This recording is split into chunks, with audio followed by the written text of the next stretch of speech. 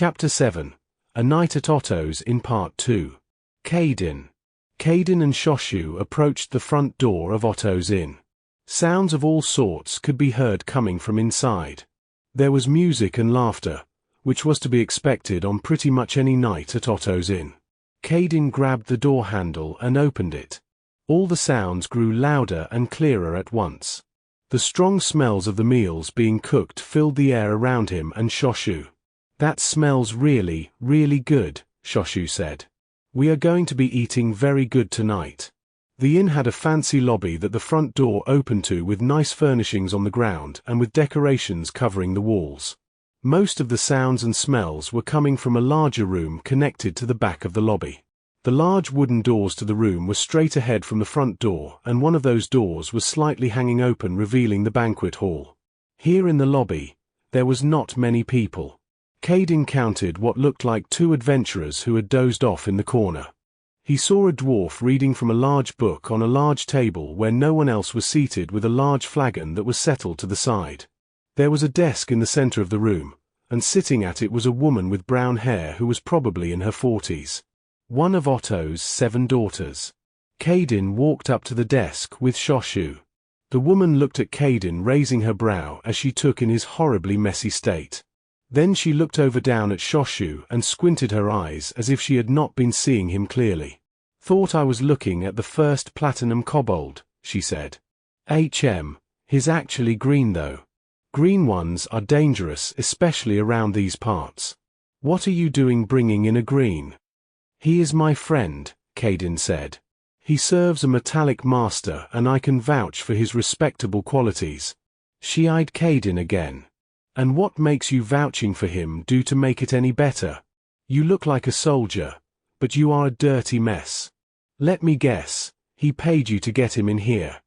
Those gate guards are going to get a talking to letting you two in. The joke's over.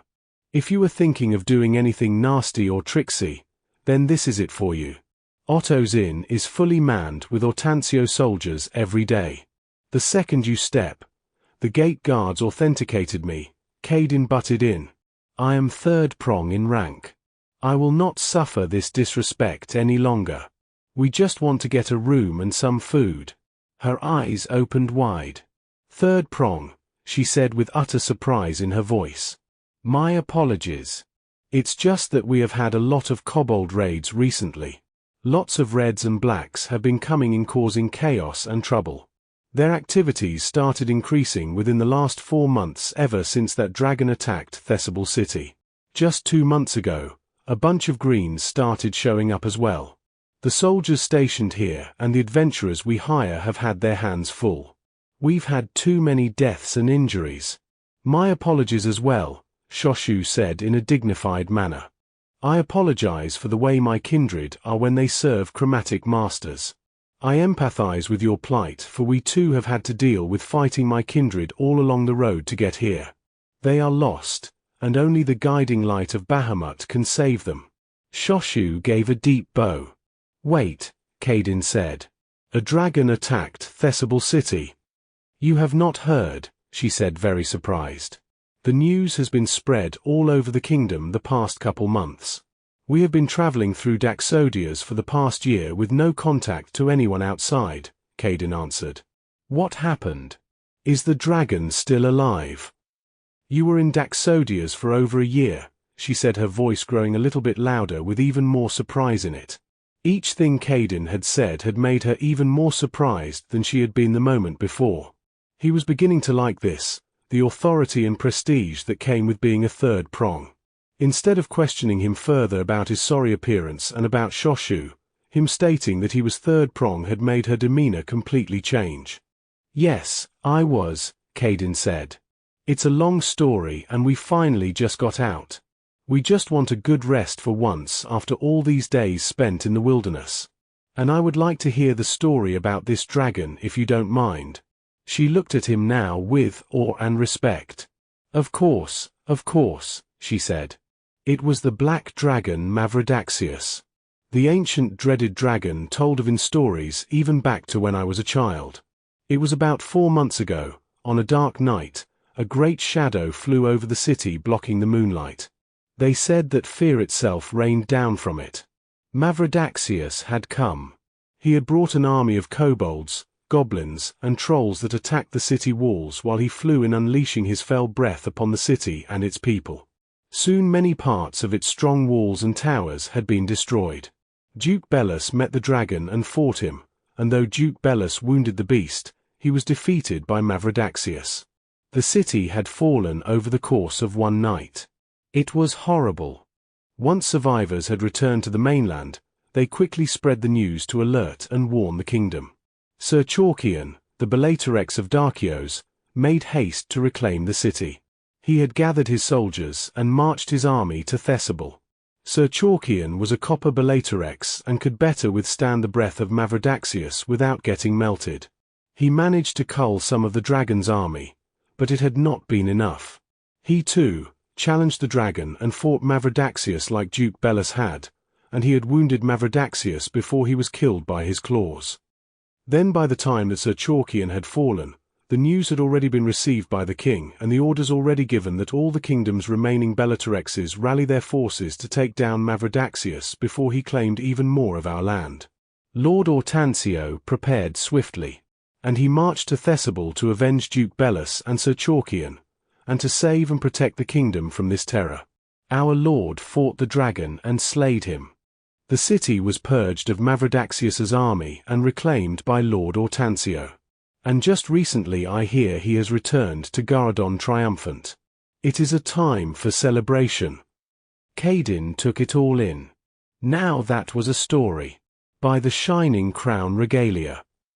Lord Hortensio had slain an ancient black dragon. He had been a high noble lord, but now the man would be considered much more than that. He was now a legend. Kaedin paused in his thoughts. A triumph such as that would require holding a grand celebration.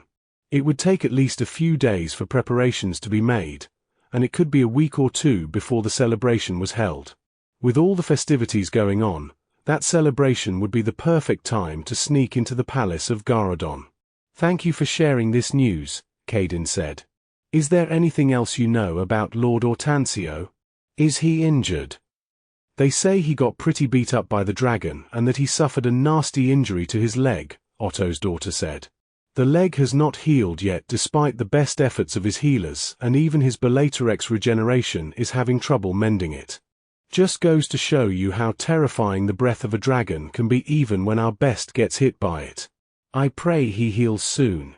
He is our greatest defense here against the enemies of the kingdom and monsters that raid our lands. Things have gotten so much better ever since he took control of this county. Our inn has always had soldiers posted here, but Lord Hortensio got funding for us directly from the crown to fortify this area and to support more soldiers and adventurers to better protect this county and the kingdom. It has done wonders for us." "Yes," Kaedin agreed. "Lord Hortensio is a great man. As a child and even training directly under him at times I always thought he was a mean, hard and cruel man. But I have come to realize he does everything he can to serve the kingdom and to protect its people.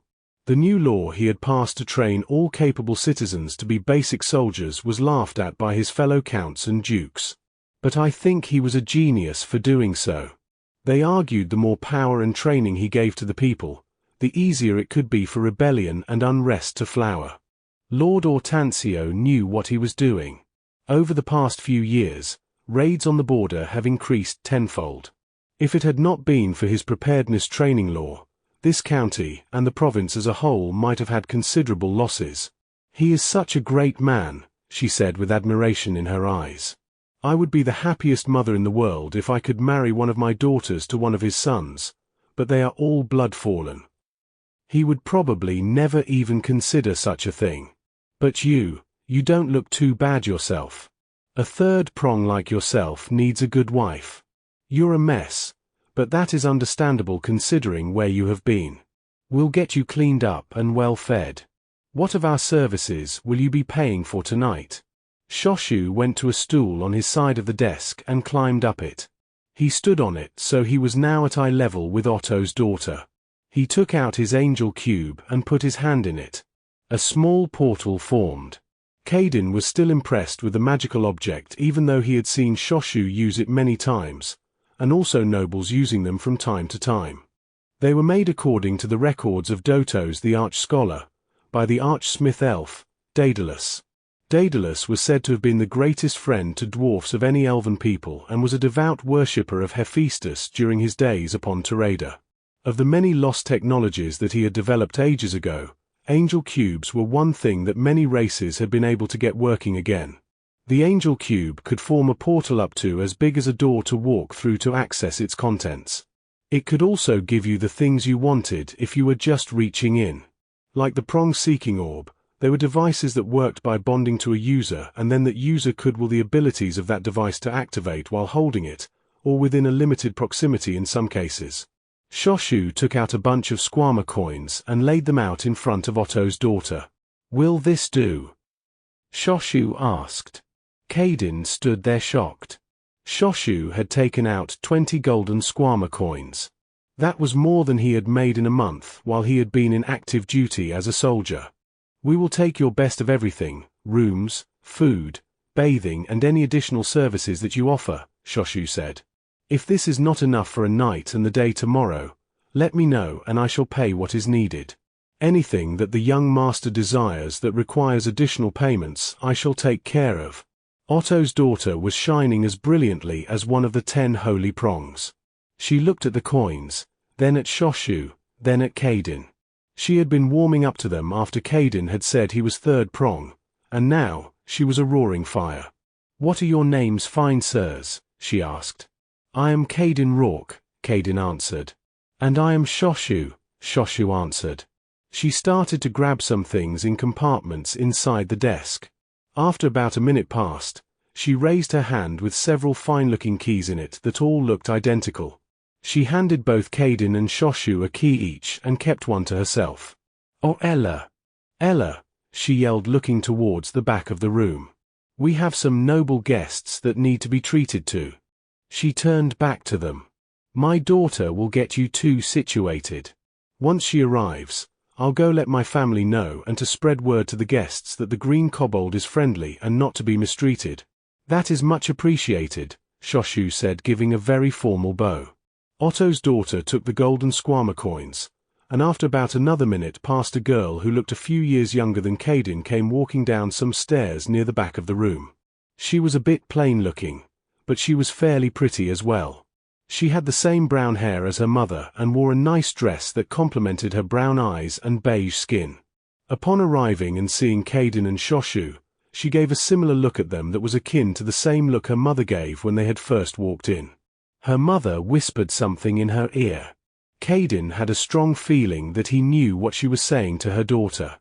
After her mother had finished whispering in her ear, she gave her the key and her face went from one of mild disgust to ecstatic delight over the course of a few seconds. Otto's daughter then left to go tell everyone about the green kobold. "Hello. Hello," Ella said with excitement in her voice. "Welcome to Otto's Inn. I am Ella, one of Otto's granddaughters. I shall be tending to your needs for your stay here. If there is anything you desire, let me know." She gave a nice curtsy. "Please show us to our room," Shoshu said. "Yes, please," Kaden said. She led the way. Kaden thought he recognized her from his previous stay when the Central Daxodia's Goblin Raid Party had stayed here a little over a year ago. Though Otto's daughters and granddaughters all looked very similar, and there were quite a few of them, so he could just easily be mistaking her for one of her sisters of cousins.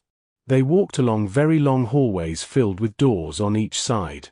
The inn was very massive for an inn.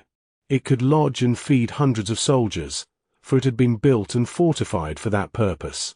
It was clean and well maintained, which was impressive considering its size. They finally reached a set of double doors larger and more detailed than any of the others. "This is one of our lord's lodging rooms," Ella said. "It is usually reserved for nobles, counts and dukes that visit. But we usually have one that is vacant, and for a third prong like yourself we hope it is to your liking." She used the key her mother had given her and opened the door. She then handed Kaden and Shoshu each a nice, segmented bracelet that was finely detailed. "Those are our guest identification bracelets," she said. "The ones I just gave you are the highest tier we give to guests. They will let anyone in my family or any of our other workers know that you have paid for our top services. Just show them and they shall get whatever you need. Though, you should not need to interact with them much. I can handle much of what you should need." The room was magnificent. It was truly fit for a lord. There was a large bed and several ornate chairs and couches. A beautifully crafted wooden table was in front of the bed, and the room was lit with Dedalite lamps. Caden looked around and saw stained glass windows along with a fancy door that led out to a balcony. There were also several more doors inside the room that led to closets and a personal study. Ella showed them around the room and eventually opened up a door that led into an immaculate bathing chamber that was tiled and full of marble statues and columns. "I'll get the bath started for you," she said. She went to an apparatus by the bath and started pulling some levers, and steaming water came gushing in. "It will be a few minutes before the tub is full. Is there anything I can do for you while we wait?" "This is great," Caden said. He paused, thinking. "Do you offer grooming services?" Ella blushed and seemed strangely excited by his question. "Can you do haircuts and face shaving?" Caden clarified. "Oh, yes I can," Ella said with a tad bit of disappointment in her voice, though she still looked very excited. "After I am done with my bath, I will like to have that done." Caden's hair had grown a tad bit too long for his liking. It reached more near to his lower back now than it did to his shoulders. He also had a little bit of a wild beard growing, though it was relatively short. "Also," Caden added, "you would not happen to have a set of men's clothes lying around. As you can see what I am wearing right now, it's in a bit of a sorry state. I'll leave these out in the main bedroom so you can compare them to what you can find for the right size." Of course," Ella said with joy in her voice. She left to go find a set of clothes for him to wear. "I will not trouble you with your bath, young master. I shall go after you," Shoshu said. "Take your time. I will go get something to eat, and possibly try and talk with anyone I find who might be able to give us information to help us on our journey." Shoshu left. Caden was now alone in the steaming bathroom. He disrobed and placed his dirty, worn-out clothes out on the table in the main bedroom, and waited a few more minutes until he finally took the plunge into the beautiful bath. It was wonderful. This was paradise. He soon noticed there were several containers of various soaps, herbs, oils, and vinegars. He opened up several of them to try the smells and found one he liked that was not too strong. Caden washed his hair and body, cleansing himself of the layers of grime that he had accumulated during that arduous year in Daxodias. He wished every day could be days like these. A sudden jolt of pain went through his body, and especially in his right arm. Caden looked and saw that the veins in his right arm had turned to a solid black and were pulsating violently. He held his right wrist in his left hand as the pain continued and let out a scream of pain. His curse that had become latent and compressed thanks in part from Shoshu's healing remedies, was now starting to breathe again. A fragment of the demon still lived inside him. Caden closed his eyes while gritting his teeth. He started to struggle, trying to crawl his way out of the tub. He felt his energy seeping out like water down a drain. He felt so weak as his limbs slowly refused to work. He needed to get out of the bath. If he fainted without getting out, he might drown. Get out. Get out. Get out. You can do this. Just a little more. Caden heaved himself onto the tiled ground of the room, exerting all the energy left in him. His eyes closed slowly while he stared at the black veins in his right arm branching and spreading, slowly turning his arm to a nasty purple and black color. He was paralyzed with pain. Caden lay there, unable to move. Please, he thought. Athena. Bahamut.